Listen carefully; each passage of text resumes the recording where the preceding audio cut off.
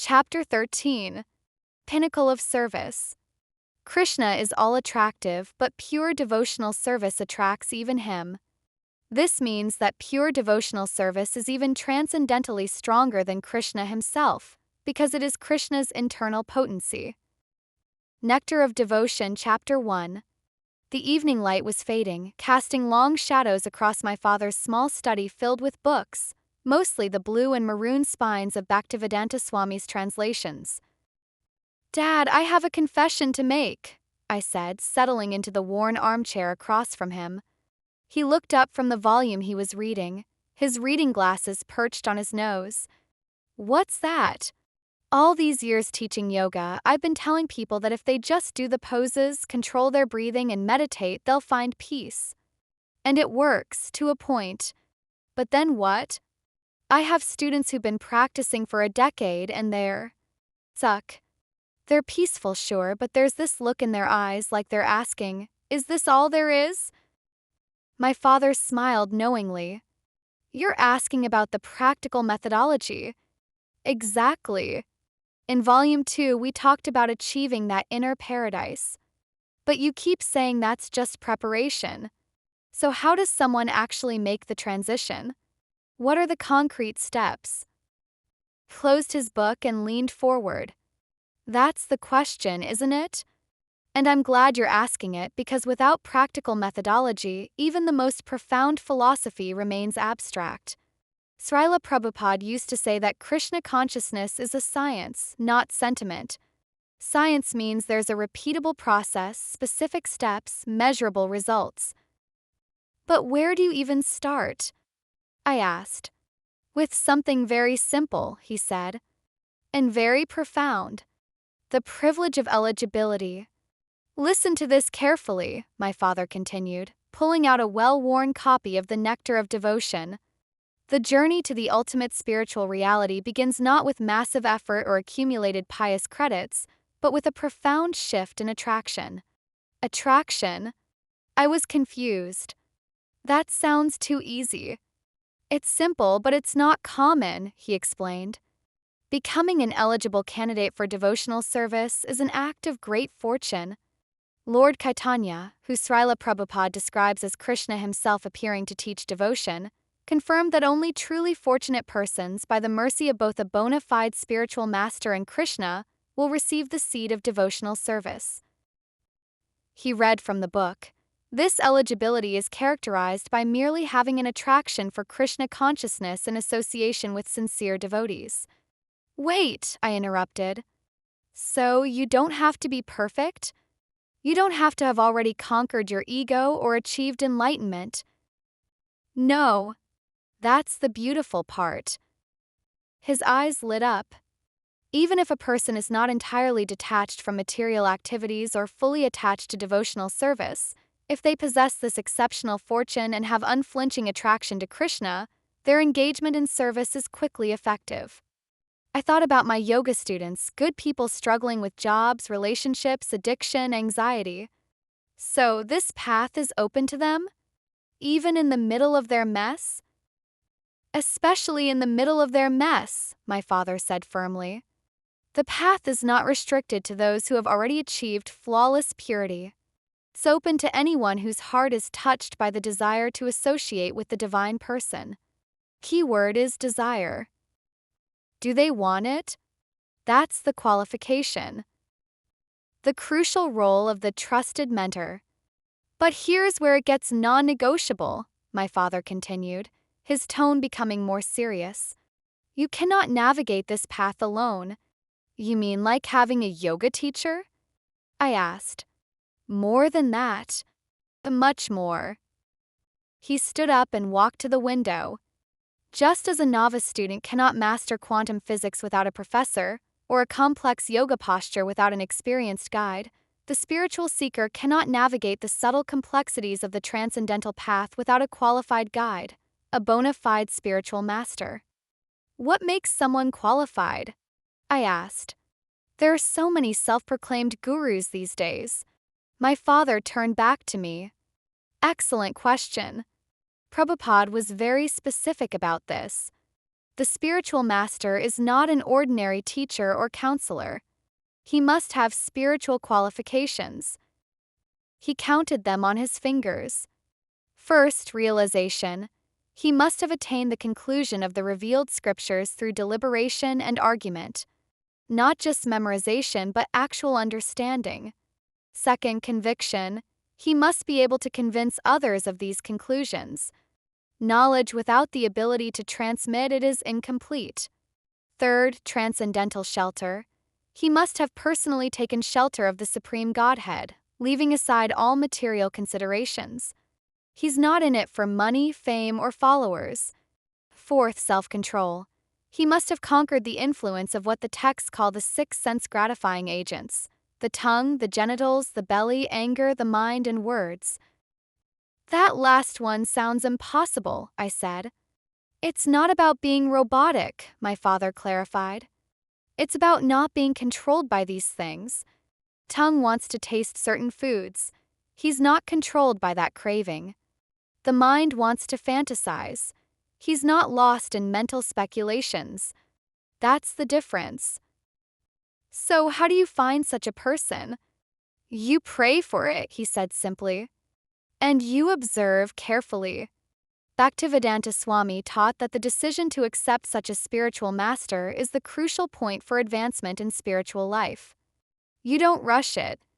But when you find such a person, you recognize it. There's something in the quality of their consciousness, their compassion, their freedom.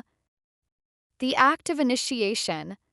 When I first heard Srila Prabhupada speak about initiation, my father said, settling back into his chair, I thought it was just a formality, like a graduation ceremony. But it's so much more than that. What is it then? I asked. It's the establishment of a transcendental relationship. From the date of initiation by the spiritual master, the connection between Krishna and a person cultivating Krishna consciousness is established. Without initiation by a bona fide spiritual master, the actual connection with Krishna consciousness is never performed. Never. That seemed extreme to me. What about people who meditate on their own, who have profound experiences?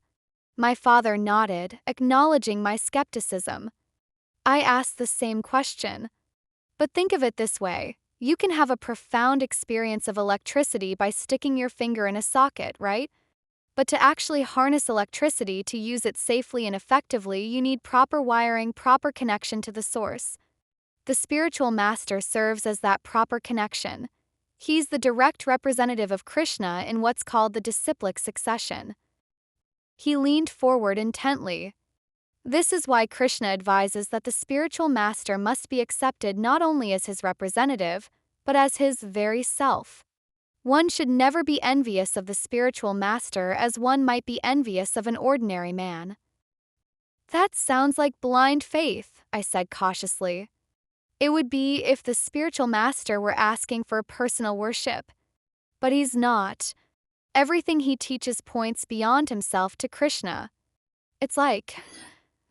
My father paused, searching for the right analogy. It's like an ambassador. You respect the ambassador not for his personal qualities, but because he represents his country authentically. The spiritual master represents Krishna authentically.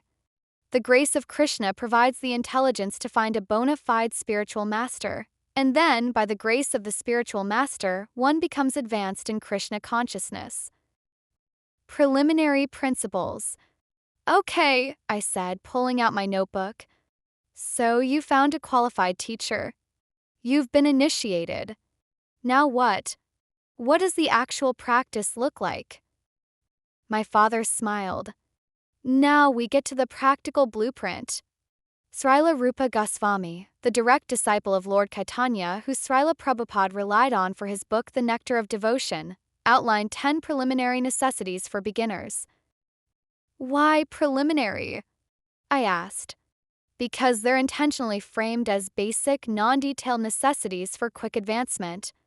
They're not the end goal, they're the foundation. He began listing them, and I wrote furiously.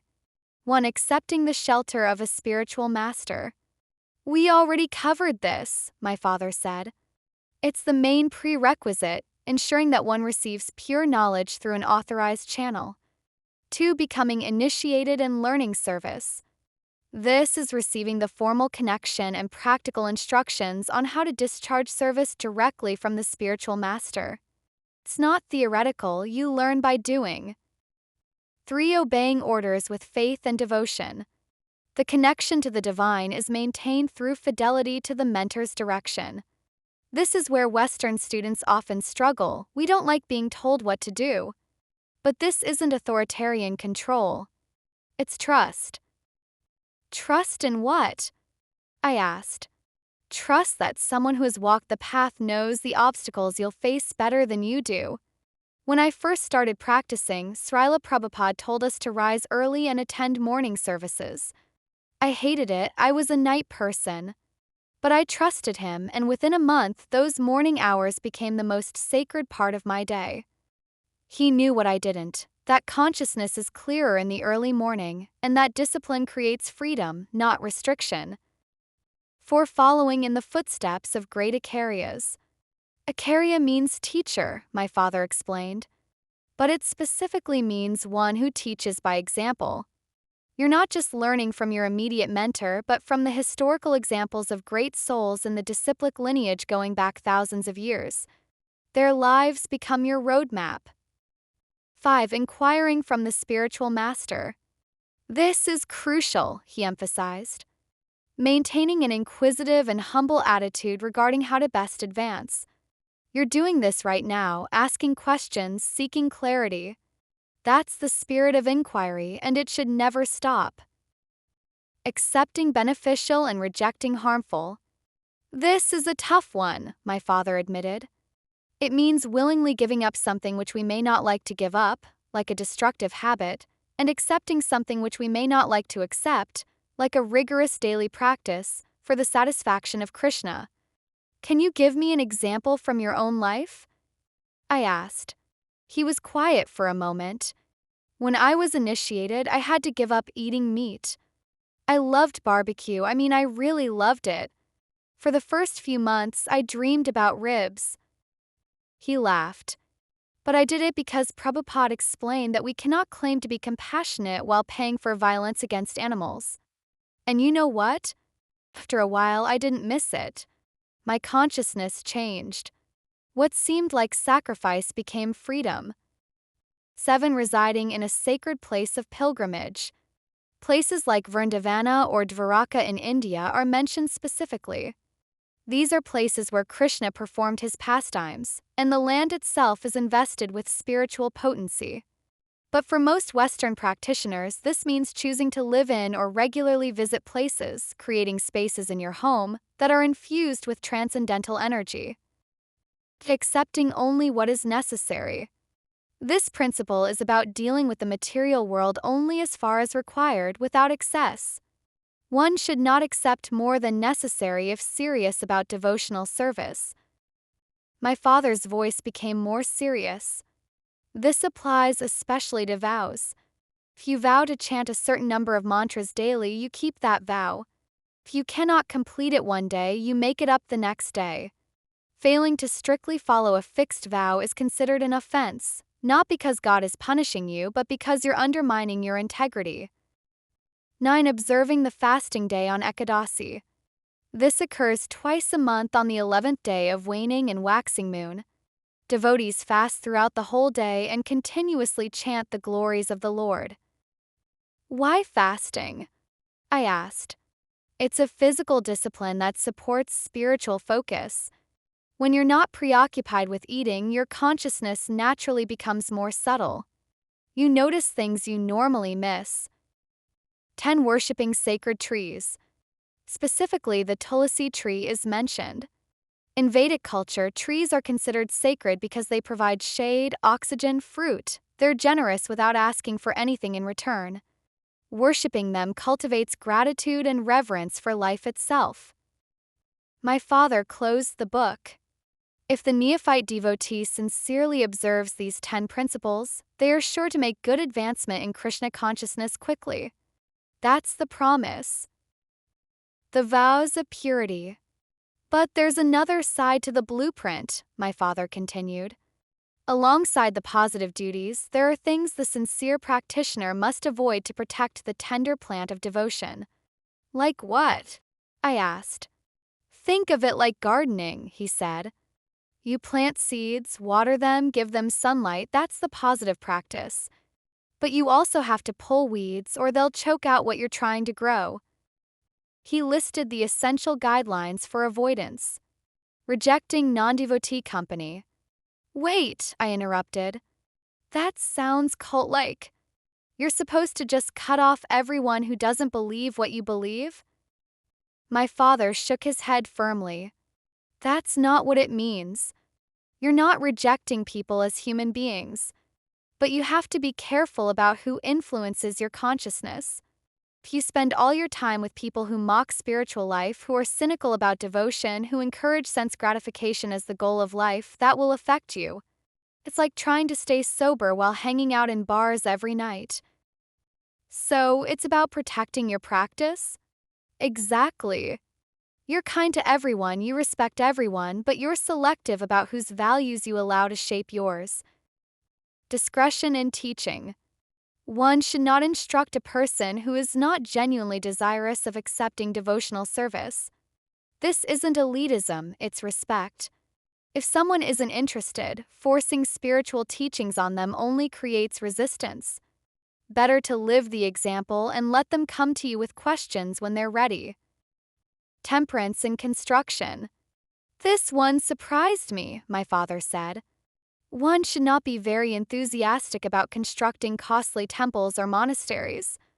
Srila Prabhupada's preference was clear. If one has funds, spend it for the publication of authorized books for propagating Krishna consciousness, rather than focusing solely on construction. Why books over buildings? I asked. Because a book can travel anywhere, reach anyone, last for generations. Temple is limited to one location. Prabhupada used to say, books are the basis. Of course, temples are important, they provide a place for community and practice. But the priority is spreading the knowledge, not creating impressive structures. Focus study.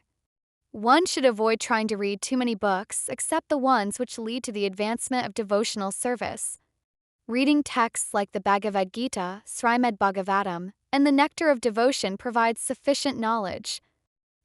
That seems limiting, I said. What about reading widely to be well-rounded?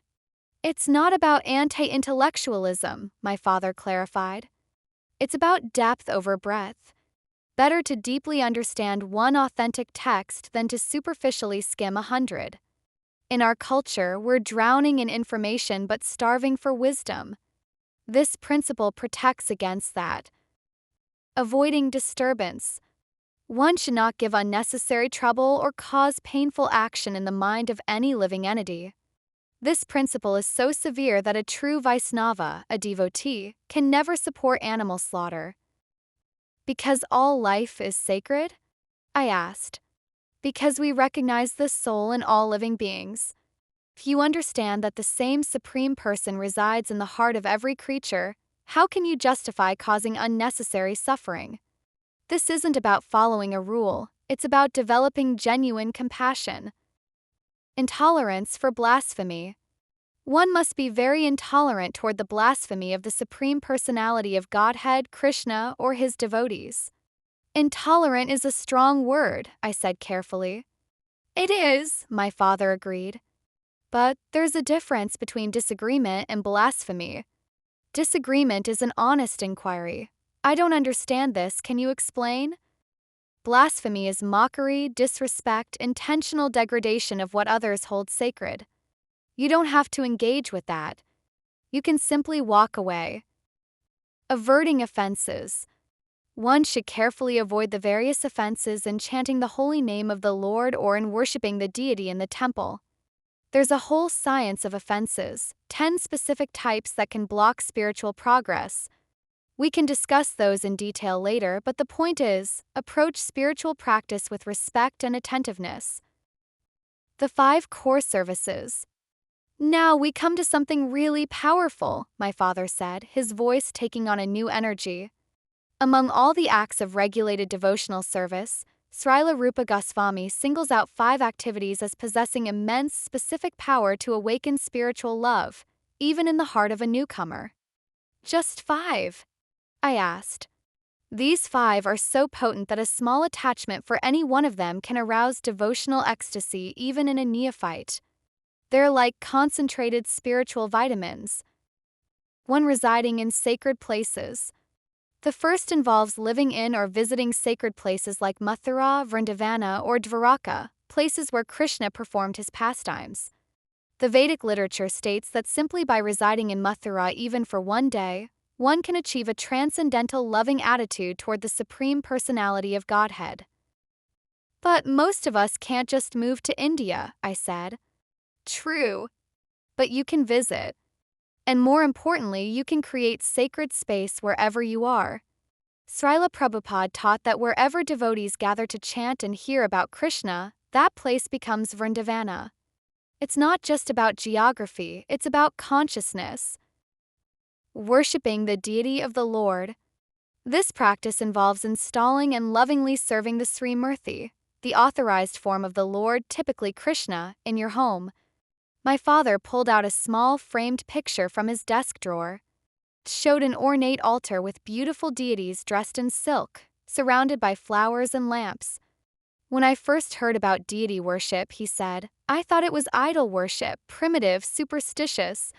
But Srila Prabhupada explained that Krishna is absolute, which means there's no difference between his form, his name, his pastimes, and his person. When he appears in the deity form, he's not a representation. He's actually present, accepting the devotee's service. How does that work practically? I asked. You wake up, you greet the deities, you offer them food before you eat, you dress them, you offer incense and flowers. Sounds ritualistic, but it's actually deeply relational. You're serving someone you love. He read me a passage from the Nectar of Devotion that used a striking metaphor. My dear friend, if you still have any desire to enjoy the company of your friends within this material world, then don't look upon the form of Krishna, who is standing on the bank of Kesagata. He is known as Govinda, and his eyes are very enchanting. He is playing upon his flute, and on his head there is a peacock feather. And his whole body is illuminated by the moonlight in the sky. That's beautiful, I said. But why is it phrased as a warning? My father smiled. Because once you become attached to Krishna's form, you forget the superficial relationships of the material world. It's like falling in love, nothing else compares. For householders especially, this practice is a saving grace. It naturally saves people from unwanted activities like clubs, excessive entertainment, drinking, smoking, all that becomes unappealing when you have something genuinely transcendent at home. Reciting Srimad Bhagavatam. The Bhagavatam is described as the essence of all Vedanta philosophy, the ripened fruit of the Vedic tree of knowledge. Deals exclusively with devotional service. What makes it so powerful? I asked.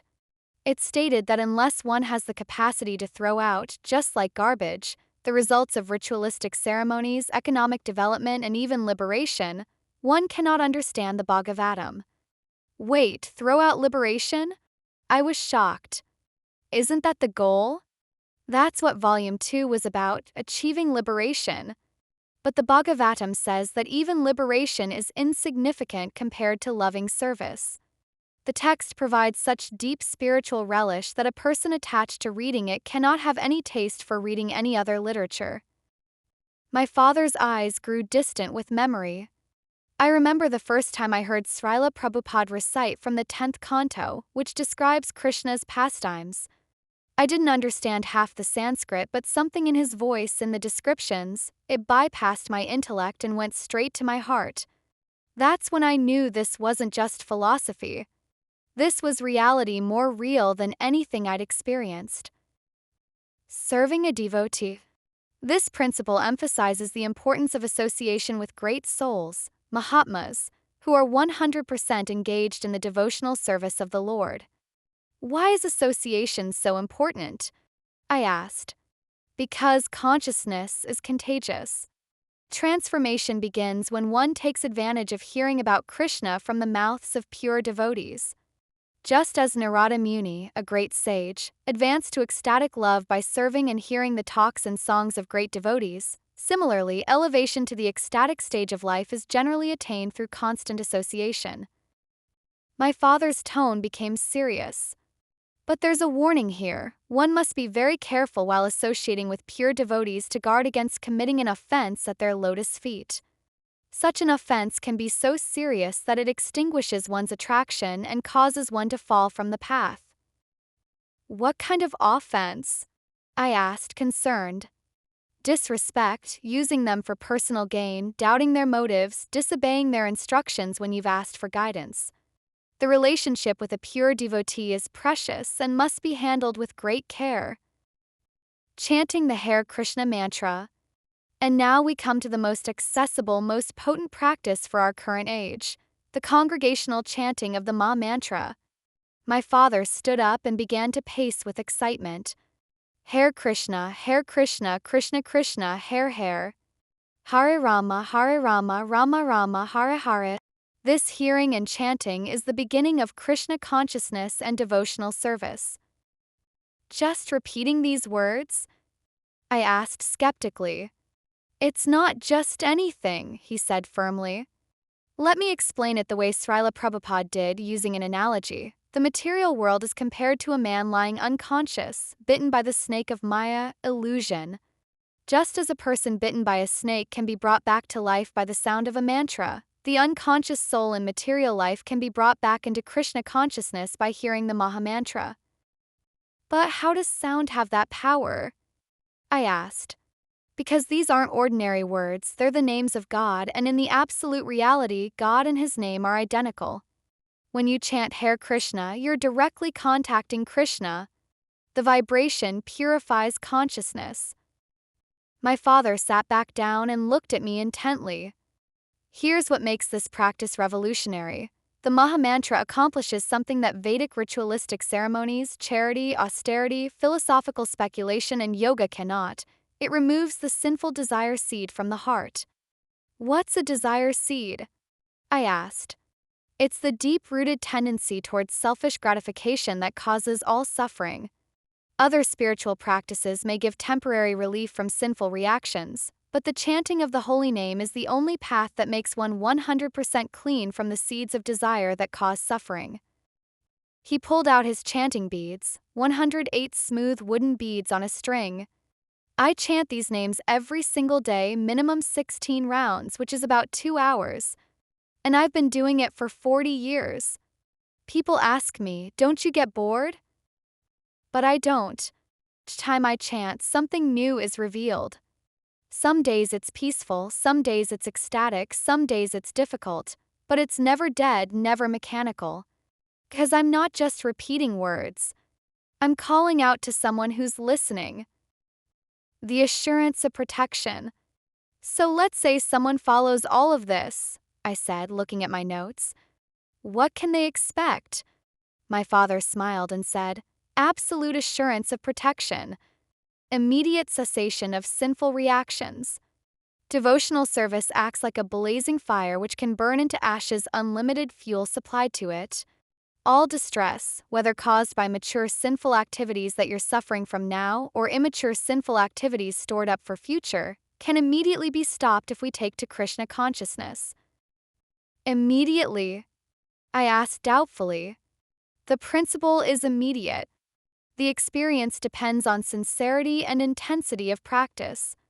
But here's what's guaranteed. Even a person born in a low family, the texts mention dog-eaters, which was the most degraded position in Vedic society, who executes any of the 9 kinds of devotional service, beginning from hearing and chanting, becomes immediately qualified to perform the highest spiritual functions and is without doubt freed from all material contamination. That's radical, I said. Most spiritual traditions say you have to work your way up through lifetimes. That's the power of devotion, my father said. It's not about what you deserve. It's about connecting with the source of all purity. Fulfilling all obligations. There's another extraordinary promise, he continued. Upon birth, human beings incur debts to sages who provide knowledge, to ancestors who provide family, to society who provides sustenance. We spend our lives trying to pay back these debts through various duties. Okay, I said, following along. But the commitment to devotional service immediately supersedes these material obligations. If someone gives up his ordinary occupational duties but takes complete shelter, surrendering himself unto the lotus feet of the Lord, such a person is no more a debtor, nor has he any obligation to perform the different kinds of activities we render to the great sages, ancestors, living entities, family, and society members. How can that be? I asked. Because the whole purpose of all duty is to satisfy the Supreme Personality of Godhead. If you're doing that directly, everything else is automatically fulfilled. It's like, if you water the root of a tree, you don't need to water each individual leaf. The water reaches everywhere. The path to dynamic relationship. The sun had set completely now, and my father switched on a small lamp. The warm light filled the room as he spoke his final thoughts on the chapter. Remember what we said in the introduction? The ultimate goal is not an abstract principle, but a personal relationship with the divine as the source and object of love. This relationship is not earned by intellectual prowess or material opulence.